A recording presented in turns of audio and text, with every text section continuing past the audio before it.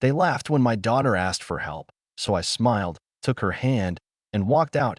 But what happened next? My daughter Riley got burned 3 hours before my mother's birthday dinner. It happened in the kitchen, right before the guests were set to arrive. She had offered to help prep the roasted squash when my mother, Diane, decided the sauce for the meat needed stirring. Riley moved to the stove without hesitation. She's always been the kind of kid who listens before she questions, who acts before she complains. The pot had been on the burner too long, and when she reached for the handle with a damp towel, the steam trapped under the lid exploded out. Her hand caught the worst of it. Diane looked at Riley's wince, glanced at the angry flush blooming across her fingers, and said something I still can't stomach. "You've got another hand, don't you?" Riley told her it hurt, told her it blistered when she touched it, but my mother waved it off like she was asking for a break from mowing the lawn. She said the potatoes weren't going to mash themselves, and there were 18 people to feed. Riley didn't cry, didn't argue. She just did what she was told. I hadn't even arrived yet. I didn't know what had happened until much later. When I showed up with a store-bought lemon cake tucked under my arm, everything seemed normal from the outside. The yard was full of parked cars, the porch had been swept, and I could hear children shrieking inside as if nothing had ever gone wrong in this family. I smiled when I rang the doorbell, a light, friendly, social smile, the kind you wear at awkward reunions or parent-teacher nights when you're pretending not to notice tension in the air. The smell hit me first. Garlic butter and synthetic vanilla, one of those pre-mixed aromas from a boxed dessert that pretends to be homemade. My mother loved doing that, claiming credit for flavor packets and pre-boiled noodles. Inside, the house buzzed with its usual birthday chaos. My father was stationed near the drinks table, grinning at a story no one was telling. My siblings hovered in pockets of conversation, pretending not to judge the wine, the playlist, the wallpaper. What I noticed almost immediately, what made the hairs on my arms lift ever so slightly, was Riley's absence. She's not the type to take up space with loud opinions or unsolicited dance moves, but she's always present. Always folding napkins, pouring juice, collecting dirty forks before anyone else realizes they're missing. It was strange not to see her. Strange enough that my stomach flipped when I asked the first person I saw, my niece, Kara, "Where's Riley?" Kara didn't even look up from her phone. Said something about her lying down upstairs, feeling a little off. My brother nodded from across the room and added, "She helped out all afternoon. She's probably just worn out." Someone laughed nearby, made a joke I didn't quite catch about hormones and moody teenagers. My mother didn't even flinch. She was by the stove, spooning what looked like overcooked sweet potato casserole into a serving tray. I caught her eye and repeated the question, louder this time. "Where's Riley?" Her face tightened just a hair, then she rolled her eyes and said, "She's fine, June. Don't be dramatic. Teenagers sleep through earthquakes." I didn't stop smiling. That's the part that keeps replaying in my head. I kept that damn smile on my face when I walked down the hallway, like I was still part of the celebration, like my daughter's absence was just a misplaced coat or an overlooked greeting card. I didn't rush. I didn't storm. I said, "I'll check on her," as if I wasn't already bracing for something awful.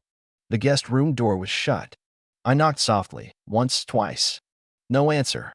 Then a muffled voice, barely audible. "Mom." That was all it took. Her voice wasn't her voice. It was smaller, stripped of all sarcasm and edge, and I knew something was wrong before I touched the doorknob. She was curled on the far edge of the bed, her back to the pillows, cradling a bottle of cold water against her left hand. Her face was blotchy, her forehead damp, and she couldn't quite focus on me when I stepped into the room.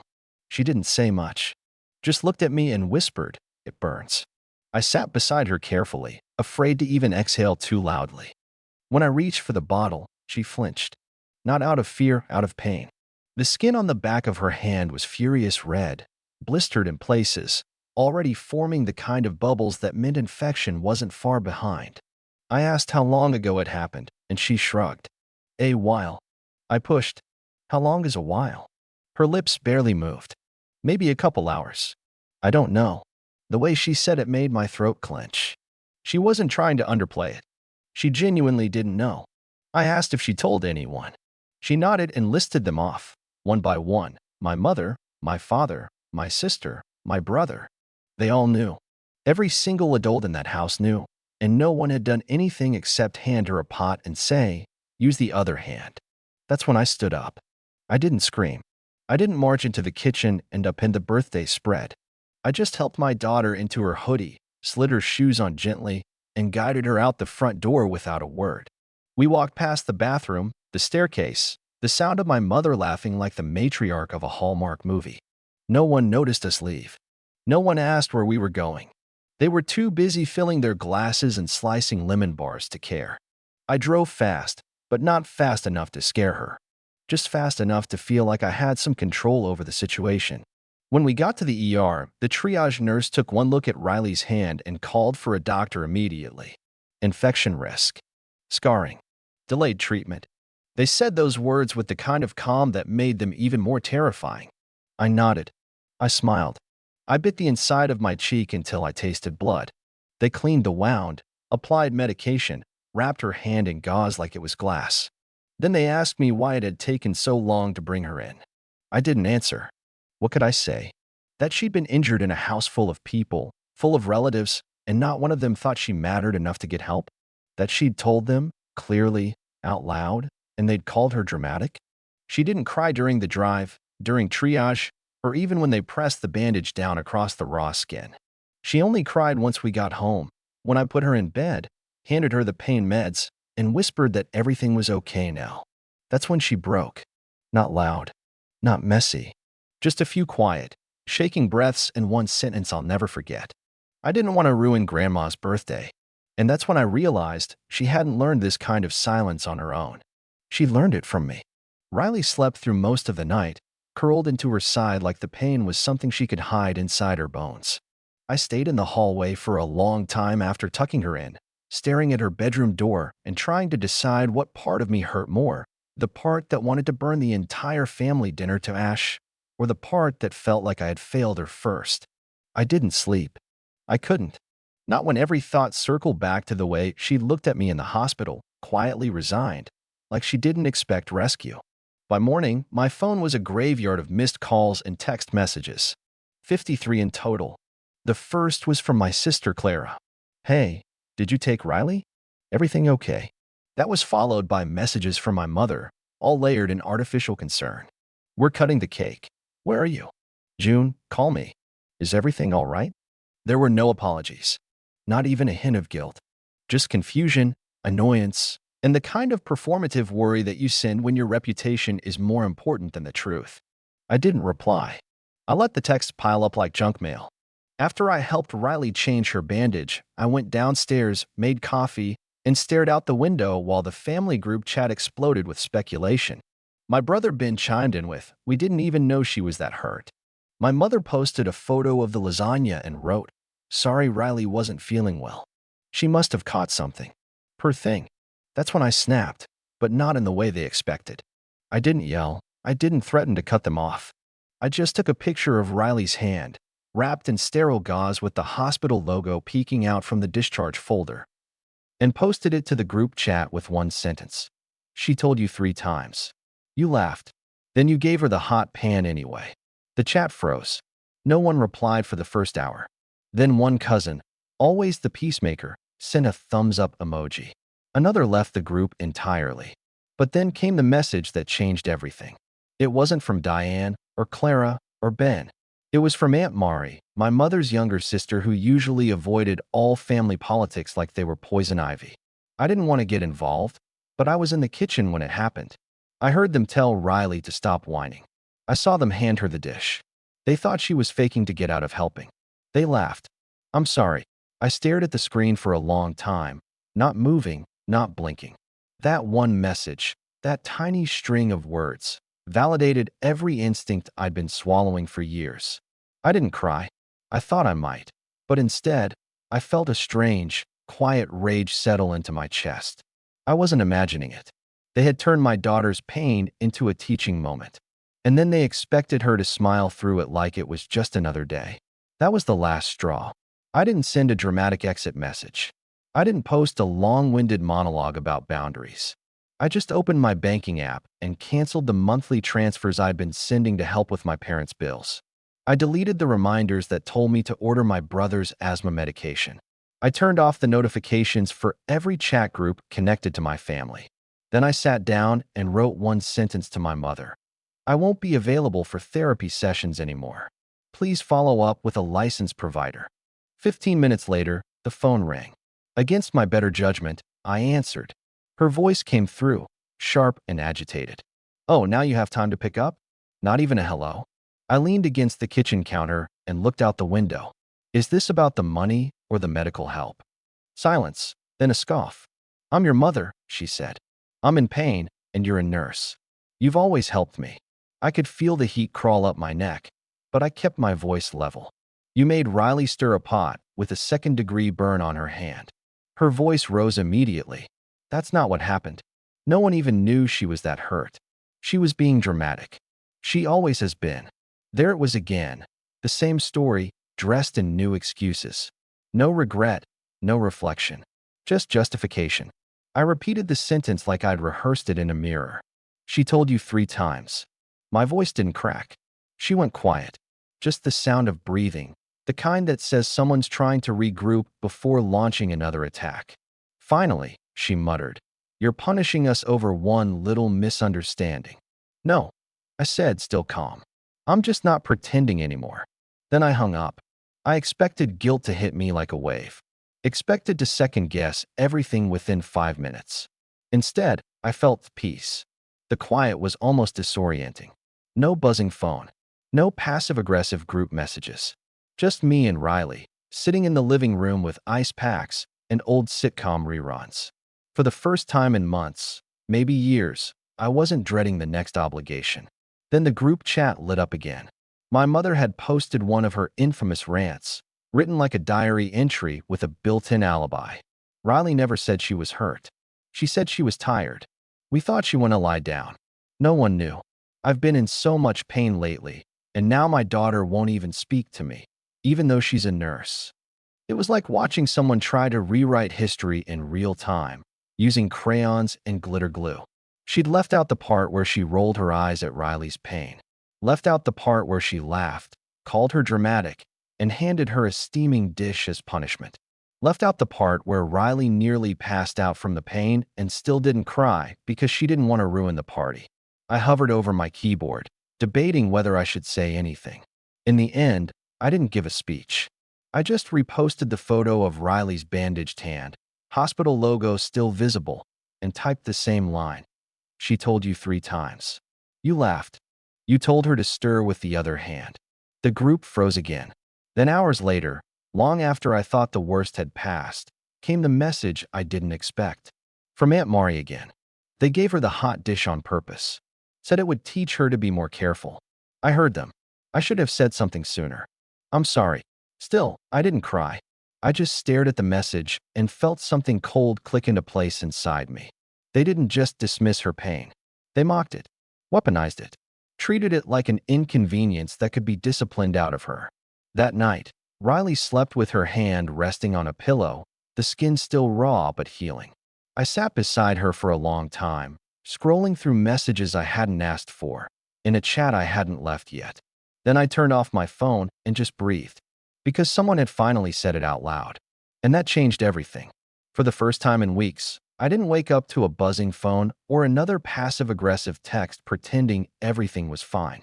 Instead, there was silence, spacious, deliberate, unsettling.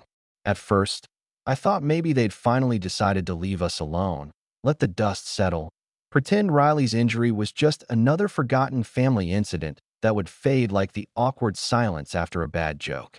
But the stillness didn't last. 2 days after Aunt Mari's message blew open the truth, I got a call from my grandmother. Rose isn't the kind of woman who makes casual phone calls. She lives alone in a ranch-style house with mint wallpaper and an attic full of photo albums that no one's touched in years. We visit her every other weekend, not out of obligation, but because she's the only person in my family who's ever spoken to Riley like she mattered. She didn't say hello, just launched right in. I saw what your aunt wrote. I saw what your mother did. And I'm done. I sat down immediately, bracing for something I didn't yet understand. I changed the will, she continued, her voice as calm as ever. Everything goes to you. I didn't know what to say. I must have asked her if she was sure, probably twice, because she repeated herself without hesitation. They think showing up to a party entitles them to a legacy. But legacies go to the ones who clean up the mess. That's you. There was no drama in her tone, just quiet finality, the kind that feels heavier than a scream. Then she said, more softly, "And if I'm still around when Riley starts med school, and I damn well plan to be, tell her to call me if she ever needs anything." I sat with that for a long time. Not the money, not the house, not the documents. Just the truth of it. Someone saw the mess and called it by name. Someone who'd lived long enough to know what damage looks like when it wears a birthday hat and calls itself tradition. I didn't tell Riley right away. Not because I didn't want to, but because I needed to breathe it in, let the air shift, let the weight redistribute. That night, I sat on the edge of her bed and told her everything. About the call, the will, what it meant. She looked at me with wide, careful eyes and said, "All of it?" She meant all of it. I nodded. All of it. Riley was quiet for a while. Then she asked, "So she meant it about helping with med school?" I couldn't stop smiling, even though it felt like swallowing gravel. We don't have to figure it out anymore. We just get to say yes now. She hugged me so tightly, I felt something inside me begin to unwind. Something that had been coiled tight for years. 2 weeks later, we visited Grandma Rose as usual. Me, Riley, my husband Nolan, a bag of groceries in hand. Everything felt normal, which should have been my first warning. The kettle was already on. The living room smelled like cinnamon and floor polish. Riley helped set the table. Nolan brought in the pie. Then there was a knock at the door. Not a gentle knock. Not a neighbor dropping by with borrowed sugar. It was sharp, rehearsed, like someone had planned exactly how it would land. My stomach dropped before I even turned around. They all walked in. My parents, my sister, my brother. No warning, no calls ahead. Just stormed into my grandmother's house like they owned the air. Riley stiffened beside me. Nolan stood up immediately, shoulders square, ice cold. I didn't move, didn't speak. "Oh, how nice," Grandma muttered from the armchair, not bothering to hide her disgust. The vultures made it in time for dessert. My father didn't smile. He pointed at me with a trembling hand. "You manipulated her." My mother's voice cracked on the edge of hysteria. "We didn't know. We didn't mean anything."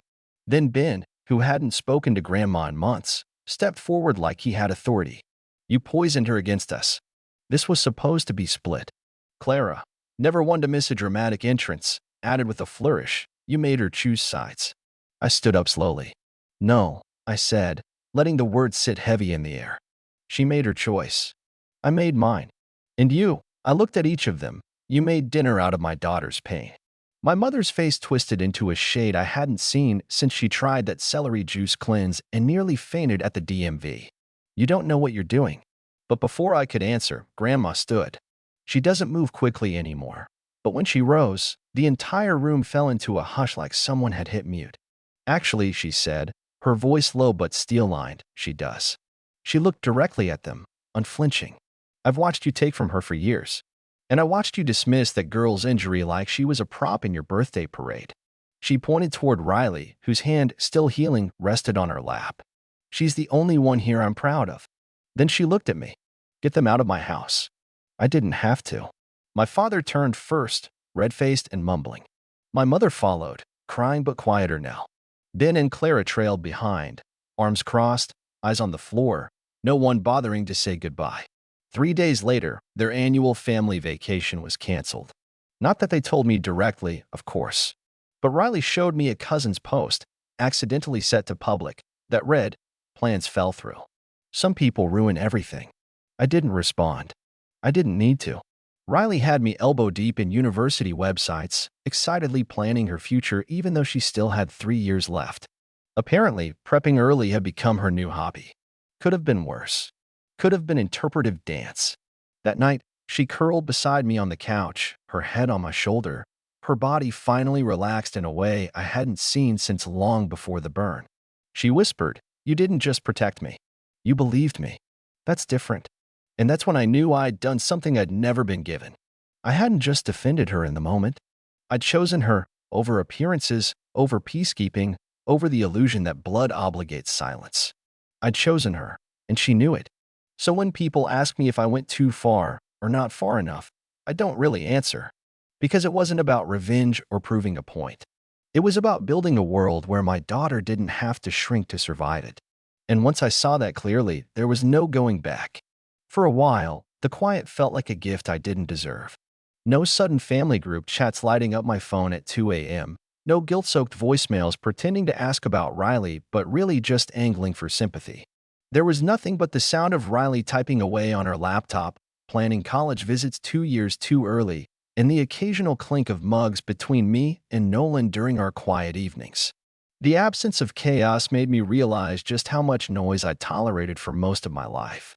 But it didn't stay quiet for long. Of course it didn't. My family has never known how to sit with silence without trying to control the narrative. It started slowly, soft, indirect jabs through social media posts that weren't quite about me but were obviously for me. My sister shared a blurry photo from a beach trip years ago with the caption, "When family meant something." My mother, not to be outdone, posted a chain of baby pictures of Riley, paired with a line that made my stomach turn. Some people forget the ones who loved them first. Then came the DMs. Cousins I hadn't spoken to in years suddenly wanted to check in. One even wrote, "You've always been so strong. But maybe this is going a little far." I ignored every one of them. The funny thing about silence is that once you realize how peaceful it is, you stop trying to fill it with people who only ever made you feel small. It was around that time that Riley asked me something I didn't expect. We were in the kitchen, the scent of roasted garlic and rosemary in the air, when she looked up from her homework and said, "Mom, do you think I could really get into med school?" I paused, my hands still hovering over the sink. "Of course I do," I answered, but I could hear something deeper in her voice. She wasn't asking about grades or qualifications. She was asking if it was allowed. She shifted in her seat, eyes focused on the table.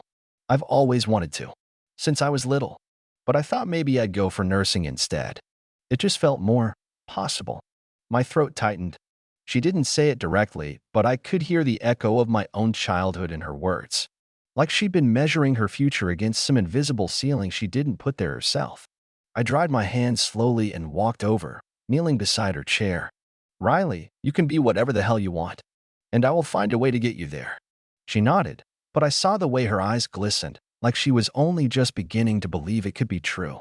Just when things began to feel solid, like maybe we'd stepped into a new version of our lives that didn't include walking on eggshells, the call came. I almost didn't answer because the number was unfamiliar, but something told me to pick up. My mother's voice came through the speaker, brittle and sharp. "I need your help," she said before I could even say hello. "My back is killing me. I haven't been able to sleep." I closed my eyes, leaned against the kitchen counter, and waited for the rest. "I thought maybe you could come take a look. Just check it out. You're still a nurse, aren't you?" She tried to make it sound casual, like we hadn't just gone through a full-scale emotional civil war. I didn't raise my voice. I didn't accuse or explain. I just said, "No, I'm not available. Please call your provider." Then I hung up. For the next hour, my phone buzzed like it was on fire. Missed calls. Texts. A voicemail from Clara that opened with, "I know you're mad, but this is getting ridiculous." I didn't respond to any of them. Nolan came home to find me calmly loading the dishwasher while Riley read on the couch, her hand nearly healed now, the red fading into pink. "Everything okay?" he asked, and I smiled.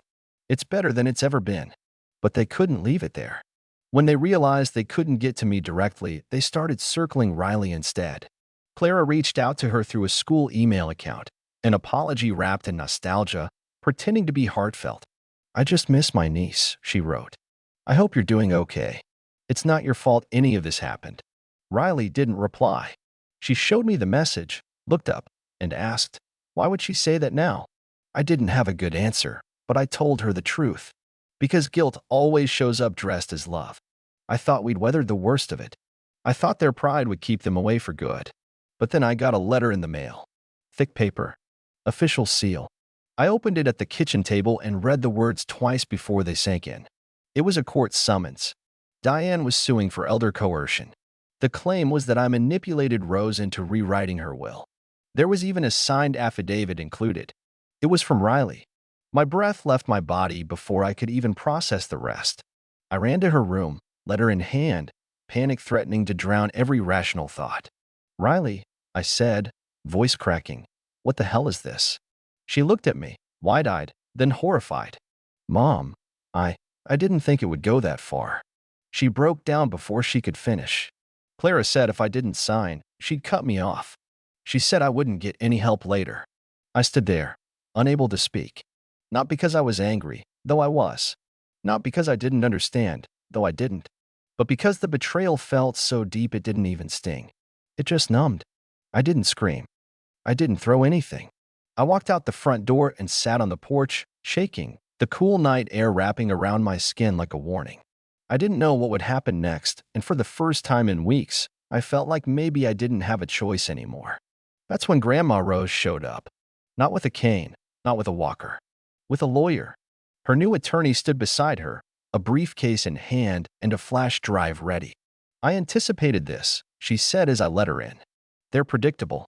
And I recorded everything. She had footage from the confrontation, phone calls, even a notarized letter from her own doctor confirming she'd made the decision independently. She filed a countersuit that week: harassment, fraud, attempted intimidation. The whole thing backfired so spectacularly that even their lawyer looked like he regretted showing up. By the end of it, the court dismissed their claims entirely and issued a formal warning. If they contacted me or Riley again, they'd face legal consequences. Riley cried when she found out, not because of the lawsuit, but because Rose had protected her even after everything. "I didn't think she'd still want to help me," she whispered. "After what I did." I hugged her tighter than I ever had. She saw the truth, just like I did, and she never stopped believing in you. For the first time, I believed we might actually be free. But I also knew my family never gave up without one last act. And I was right. I thought the silence would last, but people like them don't stay quiet, they rebrand. First came vague social posts. Then the DMs from extended family I hadn't heard from in years. "Have you thought about reconciliation? She's still your mother." I ignored them all. Riley kept planning her future. Her hand had healed, the pain replaced with ambition. We were okay. Then came the letter, court-stamped and ridiculous. My mother was suing, claiming I coerced my grandmother into changing her will. The affidavit attached was worse. Riley's name, her signature. I felt like the air had been knocked out of my lungs. She sobbed when I confronted her. Clara had threatened to withhold help, said signing was just a formality. Riley thought it wouldn't go anywhere. I didn't scream. I just walked outside and sat in the cold until the ache dulled. That night, Grandma Rose arrived, unannounced, with her lawyer. She'd expected this. Had recordings, documentation, proof. She filed a countersuit. It crumbled in court. The judge threw their case out within minutes. Legal protection was granted. They couldn't touch us again. Riley broke down after, saying, "I didn't think she'd still want to help me."